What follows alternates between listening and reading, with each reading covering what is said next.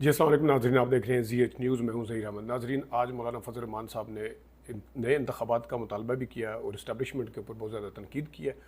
और उन्होंने PTI के हवाले से क्या कहा है, उनके साथ बातचीत के हवाले से क्या कहा है, ये आपको बताएंगे। उन्होंने क्या क्या बातें की है ये भी बताएंगे।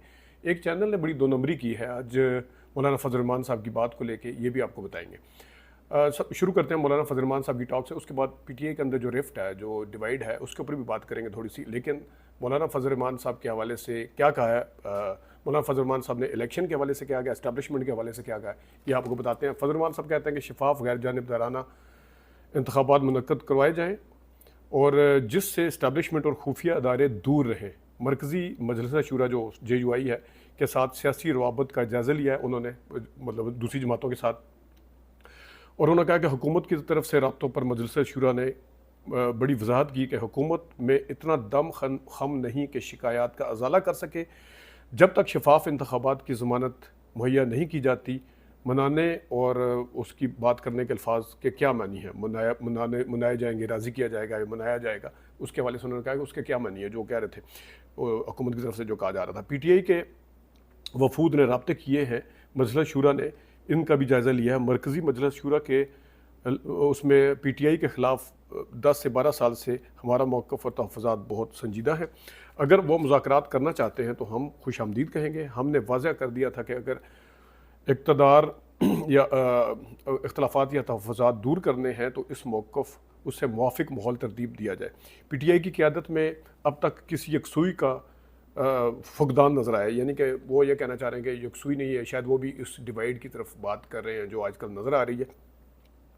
PTI के लोग आते हैं मगर कोई भी मुज़ाकराती टीम का ऐलान नहीं किया। उन्होंने कहा कि अपने तौर पर सारे आते हैं, चेयरमैन साहब के कहने पे आते हैं, जिस वजह से भी आते हैं, लेकिन कोई मुज़ाकराती टीम का बाकायदा ऐलान नहीं किया गया। सुन्नी इत्तेहाद कौंसिल के सरबराह ने यहाँ बयान दिया कि JUI के साथ इत्तेहाद नहीं हो सकता। ये जहन में रखिएगा, मैंने बाद में एक चैनल के ऊपर आना है, ये वाला जुमला मौलाना साहब का जहन में रखिएगा।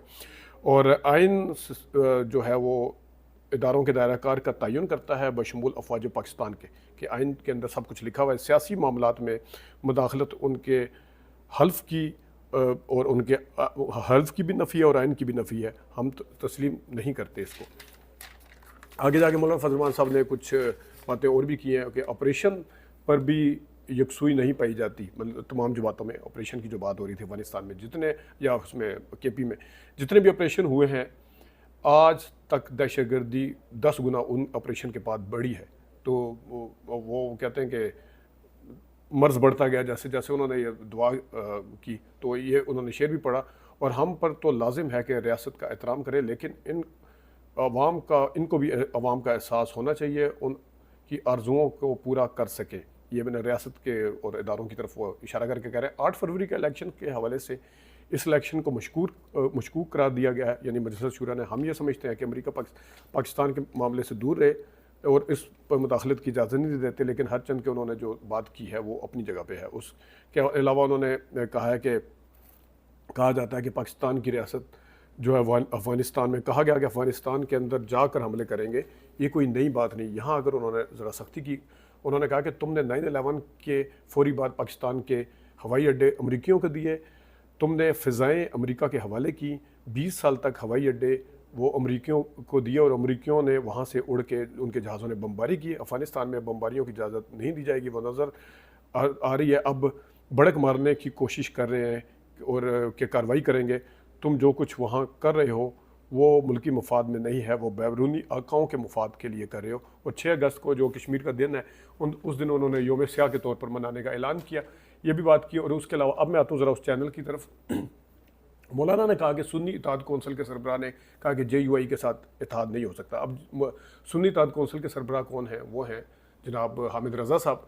हामिद रज़ा साहब को उन्होंने सुन्नी इत्तेहाद कौंसिल का इसी वजह से सरबराह का नाम लिया। उन्होंने ये नहीं कहा कि सुन्नी इत्तेहाद कौंसिल के मेंबर, चलो उसमें बंदा बेनिफिट ऑफ डाउट दे सकता था कि उनके मेंबर के PTI भी शामिल है, लेकिन उन्होंने सरबराह का नाम लिया। लेकिन जियो चैनल ने उसको बाकायदा तौर पर, आपको थंबनेल के अंदर वो वाली स्क्रीनशॉट भी नज़र आ गई होगी, जियो ने कहा कि PTI ने कहा है कि JUI से इत्तेहाद नहीं हो सकता। तो ये देखें किस तरीके से एंगलिंग की गई है। उसके अलावा भी उन्होंने 1-2 टिकर्स में बहुत ज़्यादा एंगलिंग की है। मतलब वो शायद जियो नहीं चाहता कि कोई इस तरह की बातचीत हो, या उन्होंने अपने तरीके से जो कुछ किया है, ये बिल्कुल वाज़ह नज़र आता है। अब आते हैं PTI की उसकी तरफ।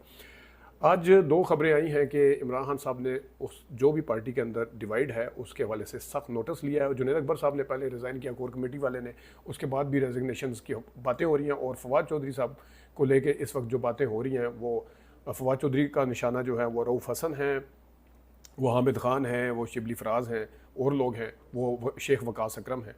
तो फवाद चौधरी साहब ने जो बात की है, अगर देखा जाए लोग उनके हवाले से जो बात कर रहे हैं, पहले नंबर पे उनके हवाले से अगर मुकम्मल तौर पर देखा जाए तो जो उन्होंने बात की है कि शेख वकास अकरम तो मुझे आके ना बताएं, तो वो इस हद तक ठीक है। शेख वकास अकरम साहब अपनी पार्टियां बदलते रहे हैं, कभी वो किसी साइड पे चले जाते हैं, कभी किसी साइड पर, और जो एग्जैक्ट मतलब है वो देख के, माहौल देख के, पूरा एक देख के कि किस ऊँट किस करवट बैठेगा, आने वाले लोगों में जो लोग होते हैं कि देखते हैं कि किस पार्टी को ज्वाइन करना है, कौन सी हुकूमत के इदारों के करीब है, कौन सी ताकतवर हलकों के करीब है, किसकी पॉपुलैरिटी है, वो एग्जैक्ट शेख वकास अकरम सब भी उन्हीं लोगों में शामिल है। तो उन्होंने कहा ये मानना ठीक है कि एकदम सेक्रेटरी जनरल जो पार्टी के अंदर पुराने लोग हैं उनका ज़्यादा हक बनता है, वो कहाँ से उम्मीदवार बन गए। इस हद तक फवाद चौधरी साहब ठीक कह रहे हैं।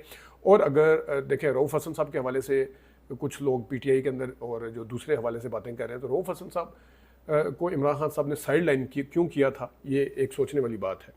अब ठीक है, पार्टी पे मुश्किल वक्त आया, वो आए हैं सामने, लेकिन इमरान खान साहब खुद कहते हैं कि ज़रूरी नहीं कि पार्टी का जो सिंसियर और मुखलिस वर्कर है वो अच्छा वज़ीर भी बन सके या वो परफॉर्म भी कर सके। ये बड़ी मशहूर उन्होंने बात की थी। तो कल कला आपने देखा होगा कि शिबली फराज अगर पार्टी के वर्कर हैं लेकिन वो वजारत इतलात के तौर पे उस तरह से परफॉर्म नहीं कर सके थे।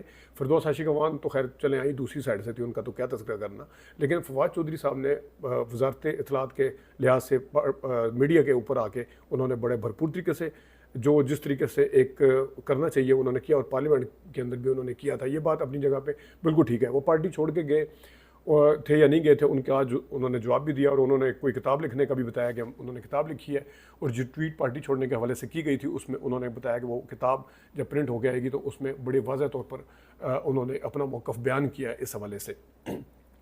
पार्टी के अंदर जो डिवाइड है उसमें इमरान खान साहब जो भी फैसला करेंगे, अगर वो उमर अयूब के हक़ में फ़ैसला करते हैं तो इमरान खान साहब के फ़ैसले के ऊपर सब यस करेंगे और आमीन कहेंगे। और इमरान खान साहब अगर किसी का, जैसा फवाद चौधरी ने कहा कि किसी के ड्राइवर को भी अगर वो टिकट दे देते हैं वो भी अगले बंदे की ज़मानत ज़ब्त करा सकता है। तो फाइनल जो आखिरी हतमी फ़ैसला जिसे कहते हैं वो इमरान खान साहब ने ही करना है। और इमरान खान साहब किसको आगे लेके आएंगे वो सब पार्टी के लिए काबिल कबूल होगा। इमरान खान साहब किसको पीछे करेंगे वो भी ज़ाहिर है, बंदा जो है वो फिर पीछे हटता चला जाएगा। तो देखते हैं कि आने वाले दिनों में पीटीआई के जो अंदरूनी इख्तलाफ है वो किस बुनियाद के ऊपर इस वक्त क्यों करवाया जा रहा है, या इसके ख़बरों के हवाले से ज़ोर क्यों पकड़ रही हैं चीज़ें पीटीआई के इख्तलाफात के हवाले से।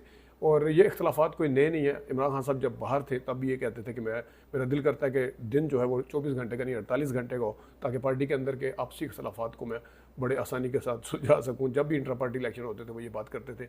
जब टिकट देने की बारी 2013 में हो या 18 में, तो खैर वो अंदर थे, 18 में नहीं बना, 24 में तो अंदर थे, 18 और 13 में उन्होंने ये कहा था कि पार्टी के इख्तलाफात जो है वो खुलकर सामने उस वक्त आते हैं जब। लेकिन बहरहाल इमरान खान साहब की शख्सियत ऐसी है कि वो जिस बंदे को भी आगे लाना चाहेंगे उसके ऊपर कोई इख्तलाफ नहीं करेगा। अगर इख्तलाफ करने की कोई जसारत या जुरत करेगा तो उसका जो अंजाम है वो अकबर एस बाबर और जो पार्टी के दूसरे रहनुमा छोड़ के गए हैं जिन्होंने इस बुनियाद के ऊपर इख्तलाफ किया था उससे मुख्तलिफ नहीं होगा। नाज़रीन, ये कुछ चीज़ें थी, अपना ख्याल रखिएगा। अभी तक लिए इतनी इजाज़त दीजिए। अल्लाह हाफ़िज़।